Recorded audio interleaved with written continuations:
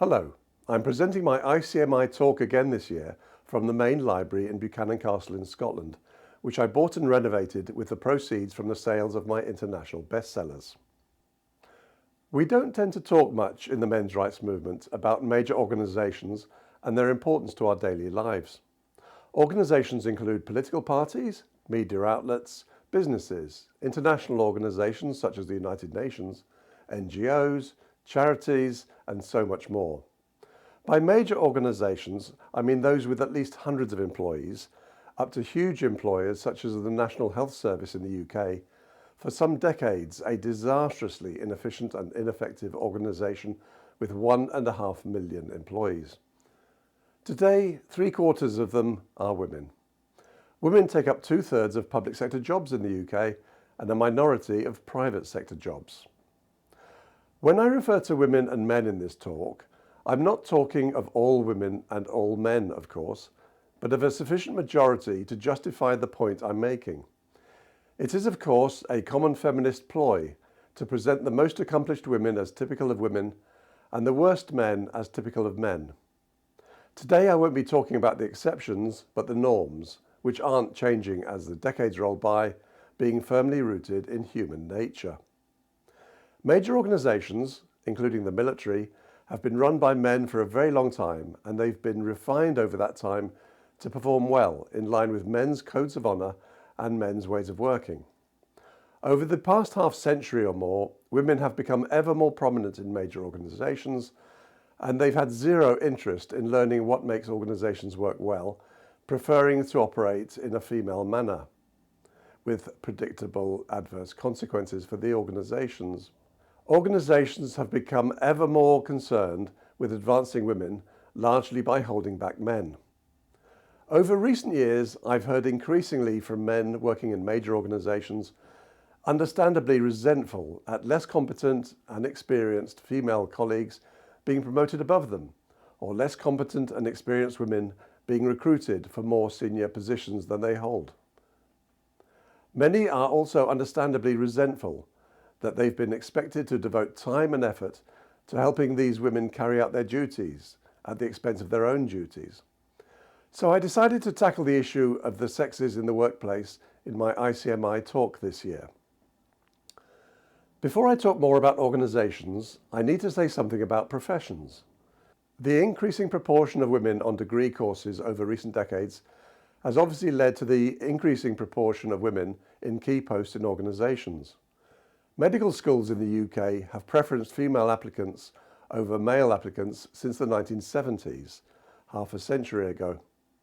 Around 2/3 of the people accepted onto medicine and dentistry degrees courses have been women for many years, up to the present day. In other words, 2 women for every man. Equality is a fine thing. For some time, more than 50% of general practitioners, GPs, have been women, and the percentage is rising as the majority of older doctors, who are men, retire. Because female GPs prefer to work part-time rather than full-time, even when they have no childcare responsibilities, the inevitable result would have been a considerable fall in the capacity of the GP service. The National Health Service has solved this problem in a scandalous way, by poaching doctors from poor countries which can ill afford to lose them, such as India, Pakistan and Nigeria.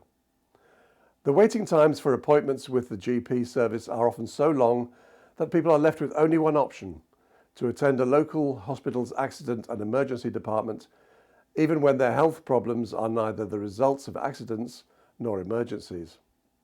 Predictably, the A&E service is in a permanent crisis with outrageous waiting times. Over the past 50 years in particular, we've seen a considerable increase in the proportion of women in senior positions in major organisations. Predictably, they've extended their historical manipulation of men in the private sphere to men in the public sphere. In the 1997 comedy drama As Good as It Gets, Jack Nicholson plays the part of a best-selling romance novelist with obsessive-compulsive disorder, OCD. He's reluctant to discuss his books with members of the public, but one day, as he's about to get into a lift, a young female fan rushes up to him excitedly and asks him, "How do you write women so well?" He replies, "I think of a man and I take away reason and accountability." More than half a century after women entered the workplace in huge numbers, we still have overt and covert programs to recruit and promote women in preference to men in the public and private sectors. Why might the state want as many women as possible in the workplace? Obvious reasons include the wish to increase tax revenues and discourage women from having children in order to control population. I strongly recommend Jerry Alexander's excellent talk at this event, Feminism's Role in Population Control. A world has been created where women and girls are ever more out of touch with reality. A world that didn't exist before the era of mass communications and social media in particular, when women and girls were confronted with monotonous regularity by the dysfunctionality of so many women and girls. But women and girls are reliably narcissistic and gullible, as advertisers have long understood only too well. So they lap up the constant messaging that women and girls are strong, capable and amazing, regardless of the evidence before their eyes to the contrary. The stark truth is that women can't compete with men at the top level in organisations, so the advancement of women into the senior levels of organisations has required overt and covert initiatives to increase their numbers, far beyond where merit alone would take them. In the UK, the organisations which relentlessly send out the message that women and girls are strong and capable include the BBC, of course.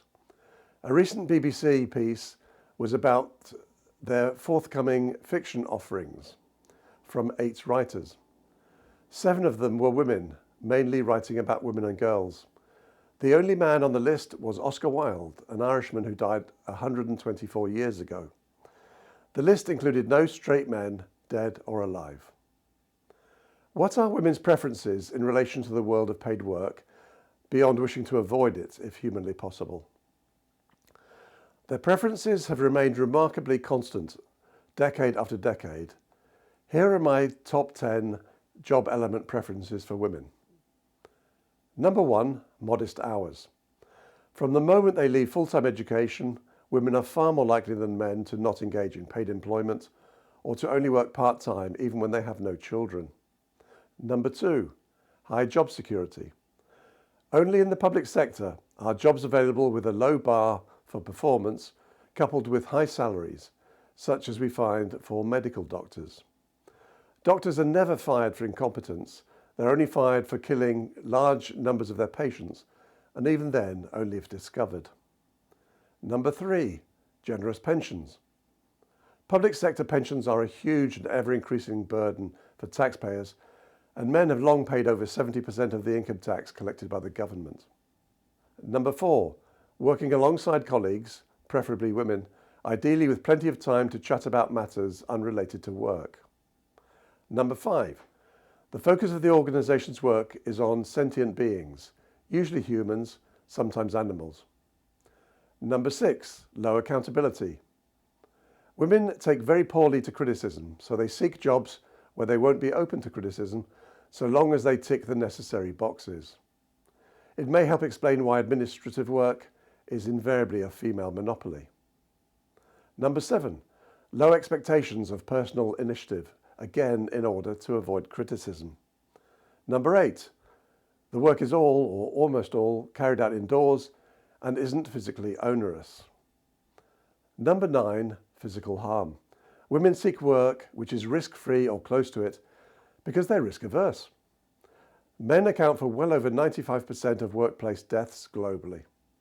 And finally, number 10, women seek jobs with short commuting distances and times. We need only look at the sex breakdown of employees in the public and private sectors. A large majority of employees in the public sector are women, and the results are predictable. Public sector organisations are notoriously slow, unreactive, inefficient and ineffective, because they can be. Most of the cost of the public sector is picked up by male taxpayers. A majority of employees in the private sector are men, and the results are equally predictable. Private sector organisations are, compared with public sector organisations, fast-moving, reactive, efficient and effective, because they have to be or they'll cease to exist. The job preferences of women tell us much about them and how we might expect them to operate in organisations. There isn't even one issue relating to organisational performance where women can be expected to perform as well as men at a senior level, let alone better. This argues against the decade-old global trend of organisations preferencing women over men for senior positions. In this talk, I'll be exploring more than 20 factors negatively affecting women's performance in organisations, and it's far from a comprehensive list. The factors include neuroticism, which leads to anxiety, anger, envy, frustration, depressed mood, pessimism, and risk aversion. Other factors include in-group bias, mission creep, competence, confidence and self-esteem, experience, decisiveness, sense of entitlement, shamelessness, and accountability, competitiveness, work ethic, and productivity, commitment, incentive, and motivation, physical and mental energy and focus, creativity, personal relationships in the workplace, ruthlessness, and hierarchy. Collectively, these factors impact negatively on organisational performance, as we would surely expect. I'll start with an example of where the increasing proportion of women in senior levels of organisations has long been known to have a negative impact, namely the impact of increasing the proportion of women on corporate boards. Feminists long ago coined the phrase the glass ceiling, an alleged conspiracy by men to keep women out of senior positions in general and out of boardrooms in particular. The glass ceiling was always a fiction, a matter I explored in my 2011 international bestseller, The Glass Ceiling Delusion. The real reasons more women don't reach senior positions. The reason there were historically few women in boardrooms was perfectly simple. The number of women with the necessary experience and expertise was low compared with the number of qualified men, and that remains true to this day. Over 95% of the women appointed to major corporate boards since 2010 have been appointed as non-executive directors. These are posts combining low responsibility and effort with high salaries and prestige, a combination much appreciated by women. I started the website Campaign for Merit in Business in 2012, the same year I presented to House of Commons and House of Lords inquiries the substantial evidence of a clear causal link between increasing gender diversity on boards and financial performance decline. A little history on the issue of women on boards. In 2005, David Cameron became the leader of the Conservative Party, despite being a progressive on every issue of importance. After the 2010 general election, he became Prime Minister as the head of a coalition between the Conservatives and the Liberal Democrats. Shortly after the coalition came to power, Cameron announced the appointment of Lord Davis of Abersock, a Labour peer, to head a review with the aim of making recommendations for how, not whether, the proportion of women on corporate boards might be increased. The first Davis report was published in February 2012. I shall cover just one sentence in the report's executive summary. It starts, "Evidence suggests that companies with a strong female representation at board and top management level perform better than those without." And it's associated with a footnote, which I shall come to shortly. Perhaps surprisingly, the statement is true, at least on average, but it's a reference to correlation, not causation. In my view, the correlation results from better performing companies being more able and willing to engage in social engineering initiatives, such as increasing gender diversity on boards, sometimes for the PR benefits they deliver, for example, if the companies are retailers. The first footnote points to a report by McKenzie, the global management consultancy firm. Nowhere in that McKenzie report is causation claimed, nor is it claimed in any of the huge numbers of similar reports published before and since on the subject of gender diversity on boards. The sentence ends, and that gender diverse boards have a positive impact on performance. This absolutely laughable claim is associated with the second footnote. The claim clearly implies a causal link between increasing boardroom gender diversity and improved performance. In other words, a business case for appointing more women to boards. So, what is the second footnote provided by the report's authors to justify their claim? If we scroll down the page, we see a blank. The writers of the report could find no material to justify their absurd claim, hardly surprisingly, and they couldn't even be bothered to remove this blank footnote to hide the fact, knowing that they wouldn't be held accountable by anyone, let alone the media.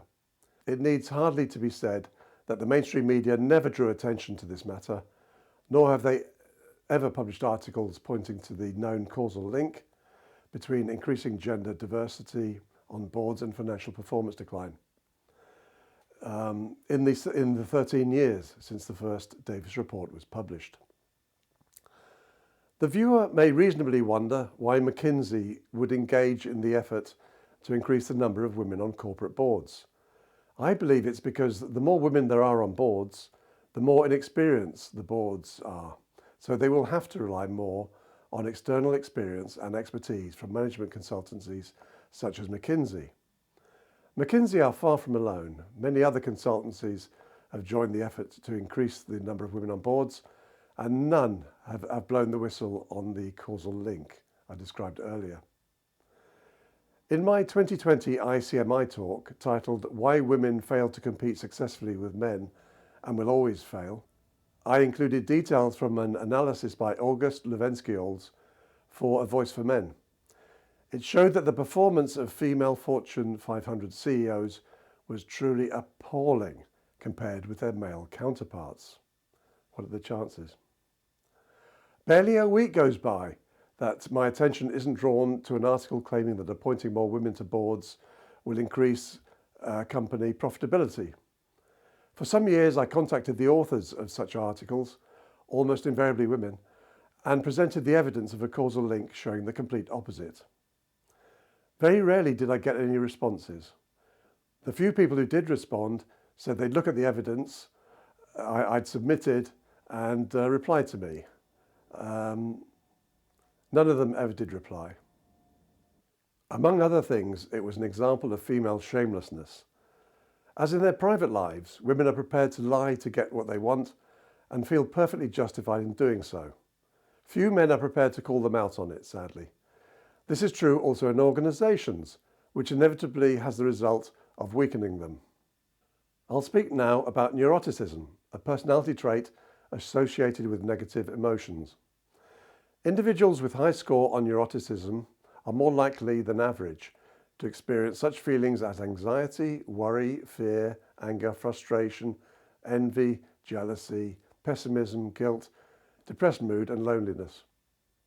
Women score higher than men when tested for neuroticism, and this must have negative consequences for organisations, as more women are recruited and promoted to senior positions. How can women perform well at senior levels when they're experiencing anxiety, worry, fear, anger, frustration, envy, jealousy, pessimism, guilt, depressed mood, and loneliness? They can't. It's often said that it's lonely at the top, and maybe that goes some way to explaining why women so seldom have the ambition to lead major organisations. Women appear hardwired to be more anxious than men, far beyond what is objectively justified. They are fearful of male violence to an extent which is quite ridiculous, but of course this fear is stirred up by feminists to make women hateful towards men. Women are far less likely than men to face physical violence outside the home. They are also less likely to face physical violence inside the home. The 2013 Partner Abuse State of Knowledge Project, PASCA 13, reported that almost 60% of the violence in heterosexual couples was bidirectional. Sometimes the women initiated the violence, sometimes the men. But in more than 40% of heterosexual couples, the violence was unidirectional. The perpetrator was always the same person. In these cases, the perpetrator was twice as likely to be the woman as the man. On to pessimism and risk aversion, which are consequences of neuroticism. In my business career, I did business with a large number of successful entrepreneurs, all of them men. The TV programmes which present half of the entrepreneurs as women, such as the BBC's Dragon's Den, are beyond ridiculous. Many women have plenty of money, but being pessimistic and risk-averse, almost none will risk their money in a bid to become an entrepreneur. It's only women who press governments to support their bids to become entrepreneurs so they won't risk financial loss. Most of the men who seek to become successful entrepreneurs fail. Many are bankrupted, some commit suicide. The few men who do become successful entrepreneurs will find many women eager to benefit from their success, whether as employees or partners. As always, women want the upsides of everything and the downsides of nothing. Risk aversion is an unfortunate quality in the private sector, and particularly in the boardroom. By the time a risk-averse person makes a decision, perhaps to invest in a new business area or geographical territory, their less risk-averse competitors, almost all men, have already done so and secured first-mover advantage. I turn to in-group bias, something very common among women, but not men, despite the glass ceiling myth. Women in senior positions prefer to recruit or promote women in preference to better qualified men. Those women in turn are more likely to exhibit in-group bias, further weakening the organisation. Another in-group bias applies to women and not men. Many women have told me that in their organisations, female senior managers have a female in-crowd and a female out-crowd. The in-crowd is favoured for advancement, preferential treatment in relation to salaries, time off work, etc. The out-crowd is treated far less favourably. All this leads to frustration and anger and envy. Many studies have pointed to the fact that women would prefer to work for men rather than women, while men don't have strong feelings either way. Appointing more women into senior positions inevitably leads to inefficiency and ineffectiveness. On to mission creep. Many organisations exist solely to advantage women and thereby disadvantage men, for example UN Women. Many others don't have the advancement of women over men as a stated goal, but they pursue the goal anyway. Women in senior positions all too often use their positions to pursue this goal, usually covertly, but sometimes overtly. I'll give just one example from the business sector. The public objective of the chief executive of a public company is to increase value for shareholders, the owners of the company. Aviva plc is a multinational insurance company and a FTSE 100 member, one of the 100 largest capitalised firms in the UK. Last year, Amanda Blank, the chief executive of Aviva, boasted to a Treasury Committee inquiry in the House of Commons that the recruitment of white males for senior positions had to get a final sign-off from her and her chief people officer, another woman. We can be very sure that executives at Aviva will be highly reluctant to put forward white males to this pair of harpies. What these women are doing is illegal under the Equality Act, but the mainstream media didn't comment on that fact, and of course no prosecutions were forthcoming.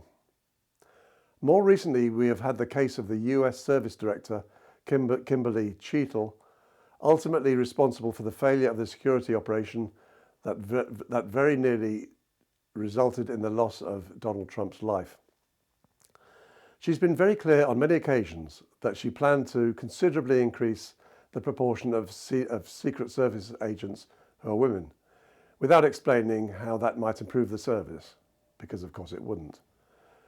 We saw one consequence of the policy in the afternoon of the failed assassination attempt. Donald Trump is 6'3" tall. On all sides but one, after the initial volley of shots, he was shielded by Secret Servicemen of a similar height. On one side, however, there was a short, terrified-looking Secret Service woman, leaving Trump's head and upper torso exposed for potential snipers. I turn to the issues of competence, confidence and self-esteem. Important issues in the senior levels of organisations. Women are envious of the confidence exhibited by many men. There have been countless books telling women how to become more confident and countless articles in women's magazines. What all these books and articles miss is that confidence arises naturally from competence. Men are perfectly well resigned to the fact that acquisition of competence is a challenge. It takes a lot of time and effort and involves making mistakes. Women, as always, don't want to put in the time and effort, and they don't like making mistakes. In some organisations, there are mentors and mentees. The mentors are always men, the mentees usually women, seeking an easy shortcut to advancement. These women are given senior positions in which they cannot perform as well as the best available men because their competence, such as it is, doesn't arise from personal experience. Compared with men, women seem addicted to initiatives aimed at encouraging women to excel in their careers. The words celebrating and inspiring come up all the time in these initiatives, and I long ago concluded that the purpose of all this celebrating and inspiring is to push women into doing things they don't want to do. It also applies to choices of career.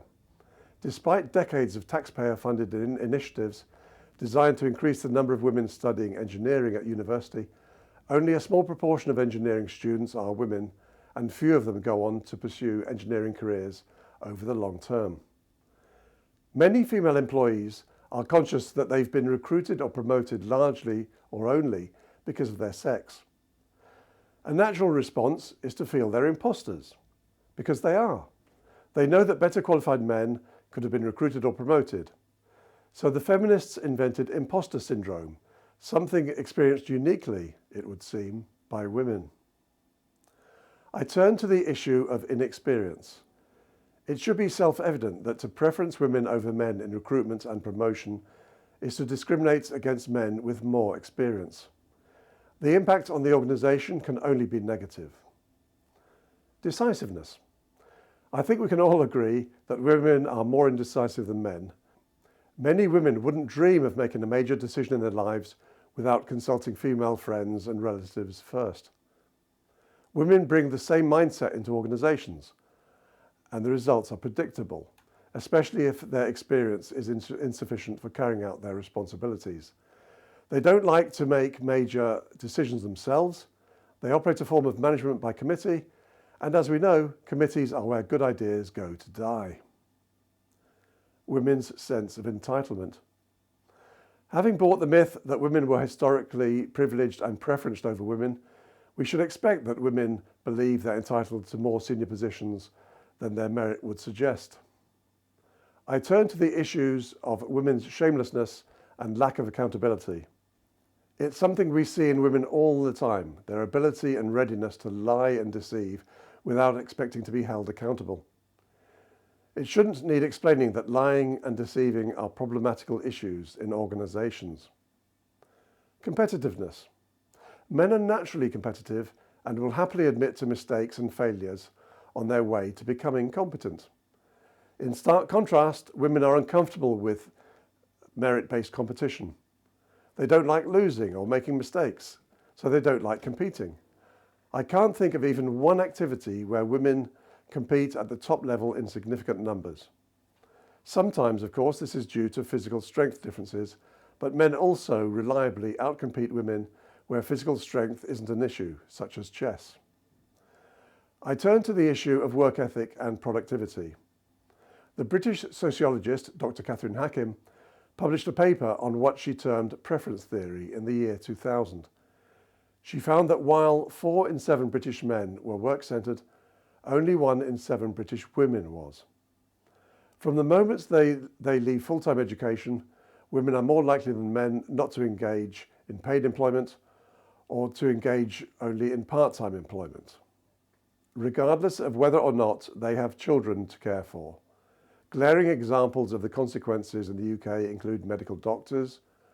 More than half of GPs today are women who prefer to work part-time, unlike the men.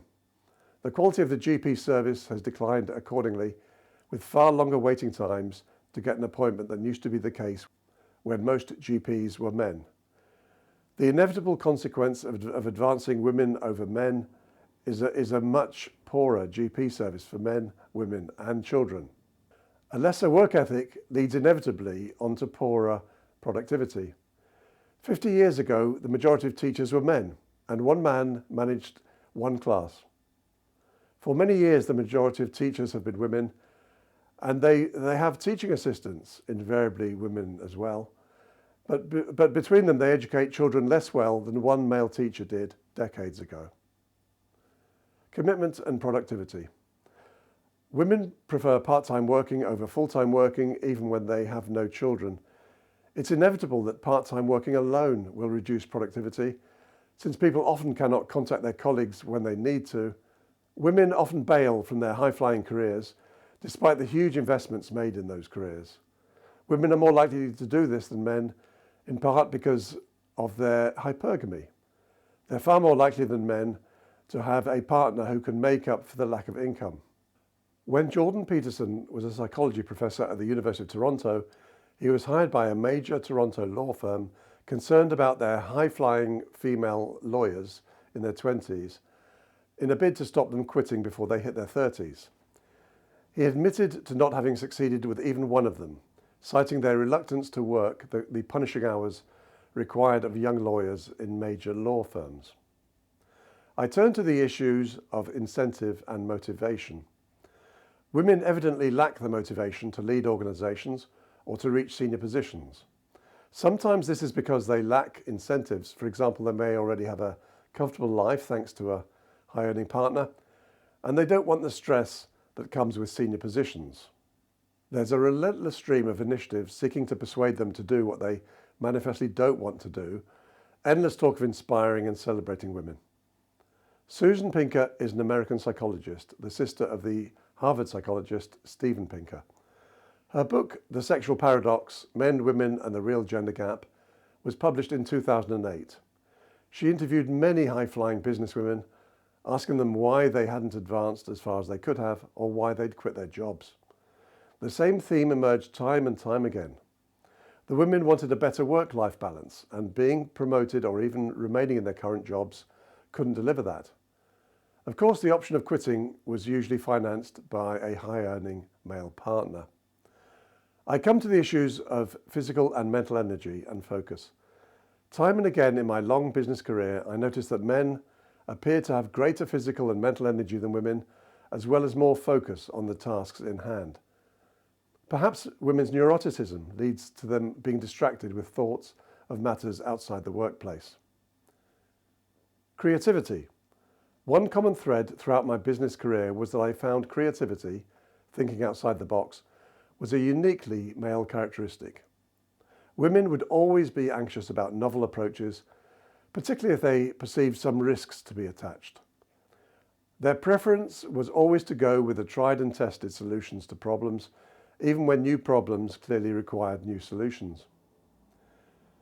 We turn to personal relationships in the workplace. I understand that in communist China, female workers were forbidden to wear cosmetics at work. This seems to me eminently sensible and should be copied in all workplaces. If nothing else, it will have the benefit that men will realize the yawning gap between the attractiveness of women before and after applying cosmetics. Where women can exploit their attractiveness in the workplace as elsewhere, they do so. When their looks fade, they resent their younger female colleagues who do likewise, which cannot help organisational effectiveness. Many couples first meet in the workplace.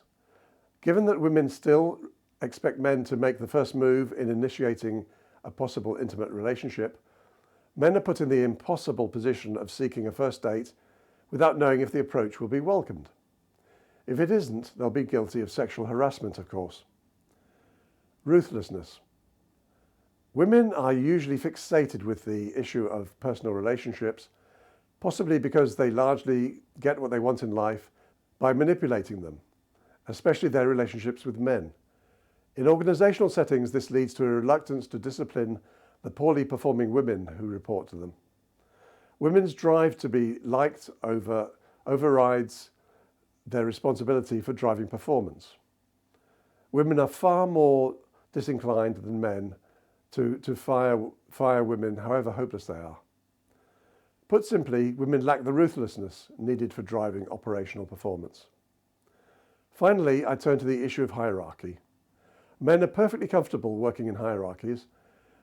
They respect their demands for the sake of organisational performance, even when their bosses are insufferable. Women, in stark contrast, are disrespectful of hierarchy and think nothing of undermining them for their personal gain at the expense of organisational performance. This brings to a close my list of issues that result in women impairing the performance of organisations. The increase in the proportion of women at senior levels in organisations inevitably leads to poorer organisational performance compared with if the best available men took up those positions. Thank you for listening to my talk. I hope you'll enjoy all the conference videos. I should like to thank the speakers as well as Andy Johnston, who was responsible for the video editing and the video clips at the start and end of the videos. Next year's ICMI in 2025 will be held in Sydney, Australia. It will be organised and hosted by Robert Brockway. The 2026 ICMI will be held in the United States. It will be organised and hosted by Paul Elam.